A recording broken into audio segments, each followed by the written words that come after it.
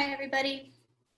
This is a recording, or actually I'm live on Facebook, but I'm going to record it as well, for my Facebook group called the Yin Yoga Home Practice Network, a group I created several years ago because I was without a place to practice Yin Yoga, and I thought that it would be a nice way to communicate and commune with others who also had a home practice for Yin Yoga.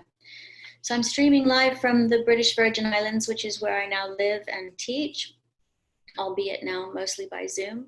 I thought a lot of members are joining recently and they say they'd like some more information about the poses. So I thought since I have the time and the technology, I might just do a pose every so often, set it up and say about the meridians and what my experience is of the pose and give variations. So the pose I thought I'd do today is one of my absolute favorites. It's called Bananasana. And you set it up lying down. So lying on your back.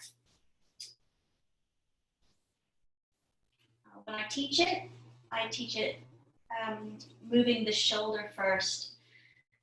So I usually I teach it moving the shoulder towards the hip. So that's the instruction I give, putting a C curve in the upper spine so the shoulder moves towards the hip and the whole back stays flush on the floor. So you've not lifted the pelvis off the floor at all, it's still flush to the ground.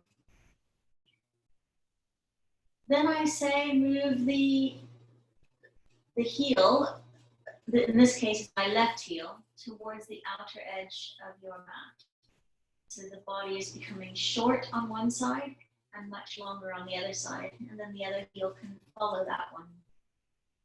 So that's already getting into the gallbladder meridian that's coming up along the lateral side of the body. And I feel that quite intensely already. Some people who want more sensation can cross that out, that long leg over the shorter side leg. That's too intense for my body. Some people like to cross the other ankle over, and that just helps to keep everything in place. That feels quite nice. Another thing I do is take a sandbag, if you have them, or you can use a bag of rice or a bag of beans, and place it there on the long side of the hip, the opposite hip. So this, I'm referring to this as my long side. The arms can go above the head. That starts to get into the lung and heart meridians. And then I ask them to find a place for the head that feels comfortable. Let them just gently rock on the head, feeling a place where the head feels most comfortable. If they get numbness or tingling through the fingers here or the arms at all, another option is to put cushions underneath the hands or a bolster even to lift that up. Or alternatively, they can just rest the hands on the body or beside the body. So this is Bananasana. And as you stay in Bananasana, there's a sense of the whole back of the body being supported by earth. So it is a posture where we're grounding backwards. So I know people have different preferences about how they like to lay on ground. So some people like sleeping on their backs. Others like sleeping on the front of their body. Others like sleeping on their sides. So this is one of those postures where if you like sleeping on your back, you can really start to expand the back of the body. Almost like the skin can soften and receive the ground. If people are visual, sometimes I give that idea of lying in warm sand. Some earth that has some sort of give to it. Almost like you could nestle down into earth. Or sleep like this. So softening into the support behind you. I usually hold poses about 5 or 6 minutes when I teach, sometimes longer if I'm practicing on my own.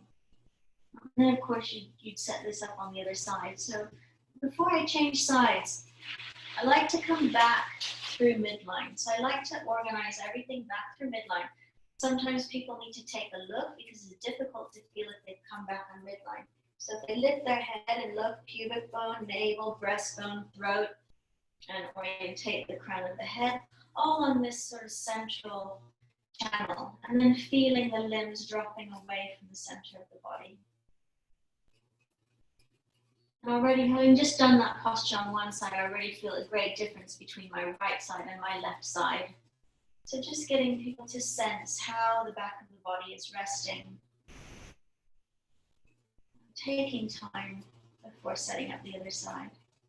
And to set up the other side, it's the other shoulder. So in this case, my right shoulder will move closer to my right hip.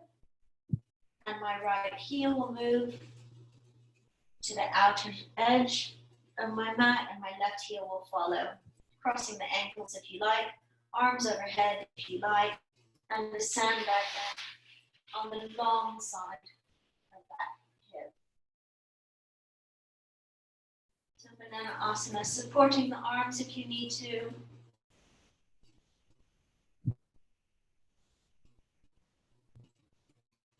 Pressing and softening through the whole face. And reducing effort in the body. So just scanning the body, what's hanging on.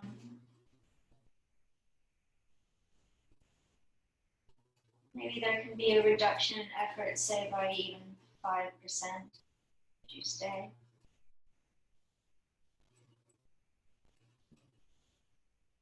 And then hanging out there for as long as you like. You can set a timer. Sometimes I just feel the time.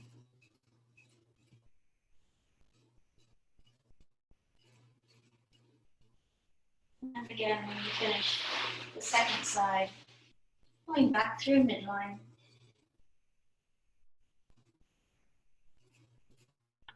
I love Bananasana. It gets into all those tangled muscular tissues right here in that QL region. And it's a lovely, lovely pose.